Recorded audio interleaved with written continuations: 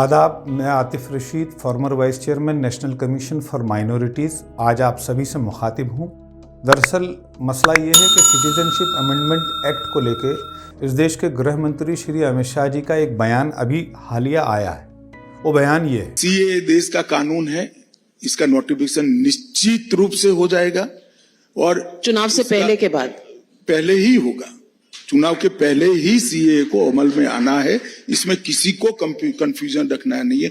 इस बयान के बाद मेरे पास बहुत सारे मुस्लिम समुदाय के लोगों के टेलीफोन मैसेजेस और उनके कॉल आने मेरे पास शुरू हुए, और वो किस तरीके के कॉल फ़ोन आ रहे हैं वो ज़रा आपको सुनवाता हूँ। भाई यहाँ पे ना बड़ा एक यूपी में मतलब आसपास बड़ा मुसलमानों में एक बड़ा खौफ ऑर्डर है कि साहब कौन से डॉक्यूमेंट्स दिखाए जाएं सीए के लिए, और नगर निगम से लोग आएंगे और उन्हें आप फील ना कराएं सारी चीज़ें। तो यहाँ बड़ा एक मतलब कि साहब मुसलमान बड़े दूर दूर से आ रहे हैं, इंटेलेक्चुअल्स मुसलमान आ रहे हैं, मेरे से आते हैं समझाने के लिए कि साहब नहीं और ये हो जाएगा और वो हो जाएगा।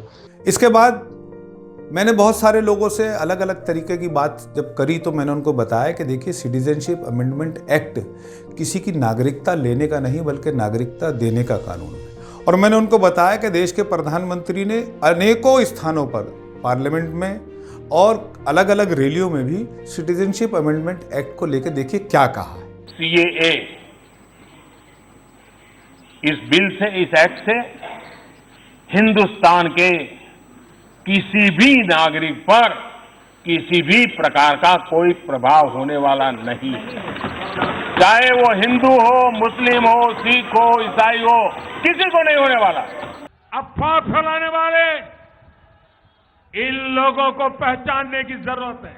इतना ही नहीं, इस देश के गृह मंत्री श्री अमित शाह जी ने सदन के पटल पर भी और अनेकों जगह मीडिया को बयान देते हुए भी ये कहा है कि इस देश के अल्पसंख्यक समुदाय और विशेषकर मुसलमान भाइयों को किसी भी तरीके से डरने की या किसी भी तरीके से इस सिटीजनशिप अमेंडमेंट एक्ट से घबराने की आवश्यकता नहीं है। देखिए अमित शाह जी ने क्या कहा। सीएए किसी की भी नागरिकता लेने का कानून नहीं है, छीनने का कानून नहीं है। इस देश की माइनॉरिटी को और विशेषकर मुस्लिम भाइयों को भड़काया जा रहा है। और इतना ही नहीं, अगर फिर भी किसी मुसलमान को ये लगता हो कि सिटीजनशिप अमेंडमेंट एक्ट नागरिकता देने का नहीं बल्कि लेने का कानून है, तो वो इसको गूगल पर जाकर भी सर्च कर सकता है।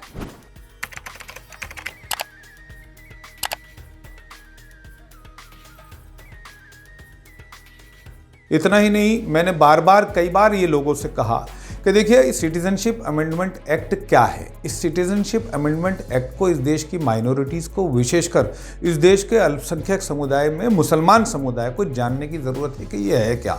2014 से पहले पाकिस्तान, बांग्लादेश, अफगानिस्तान के वह प्रताड़ित अल्पसंख्यक जो वहाँ पर स्वतंत्रता के साथ, आज़ादी के साथ अपने धर्म का पालन नहीं कर पा रहे और वो पलायन करके भारत में आ गए और उन्होंने यहाँ की नागरिकता लेने के लिए अप्लाई करा है, उनको नागरिकता देने का कानून है, उनकी नागरिकता लेने का कानून नहीं है। लेकिन हमेशा की तरह इस देश की सो कॉल्ड सेकुलर पार्टीज, जिन्होंने मुसलमानों को उनके मूल मुद्दों से भटकाकर उनको अटकाना, लटकाना, भटकाना कर हमेशा भारतीय जनता पार्टी का खौफ दिखाना और कांग्रेस का, आम आदमी पार्टी का और समाजवादी पार्टी का झंडा थमा देना जैसे इन्होंने काम करे हैं, उन्होंने फिर 2024 का चुनाव आ रहा है तो 2024 के चुनाव को देखते हुए मुस्लिम समुदाय के बीच में ये माहौल गर्म करना शुरू कर दिया है कि अमित शाह जी ने ये ऐलान कर दिया है कि सिटीजनशिप अमेंडमेंट एक्ट लागू होने जा रहा है। तो अब आपको अपने कागज़ तैयार रखिए, अब आपको जो है डिटेंशन सेंटर में डाल दिया जाएगा, ठीक उसी तरीके से जैसे 2019 में हुआ था। एक ढपली गैंग दिल्ली के जगह जगह घूम रहा था, एक पिंजरा तोड़ गैंग के लोग जगह जगह एक्टिव हो गए थे, वामपंथी विचारधारा के लोग, खान मार्केट गैंग के लोग जगह जगह एक्टिव हो गए थे और उन्होंने ये काम करना शुरू कर दिया था कि देखिए, ट्रंप आ रहे हैं, सबसे बेहतरीन मौका है, चलो बाहर निकलो, रोडों पर निकलो। और उसका परिणाम ये हुआ कि दिल्ली में बड़े पैमाने पर दंगे हो गए। मैं आज फिर आप सभी से ये अपील करना चाह रहा हूँ कि 2024 का चुनाव आ रहा है, ये इस देश की सो कॉल्ड सेकुलर पार्टियों ने हथकंडा अपनाया है आपका वोट दोबारा लेने के लिए। आप इनके बहकावे में मत आइएगा। सिटीजनशिप अमेंडमेंट एक्ट से किसी की नागरिकता नहीं जाएगी, इस देश के प्रधानमंत्री की ये गारंटी है।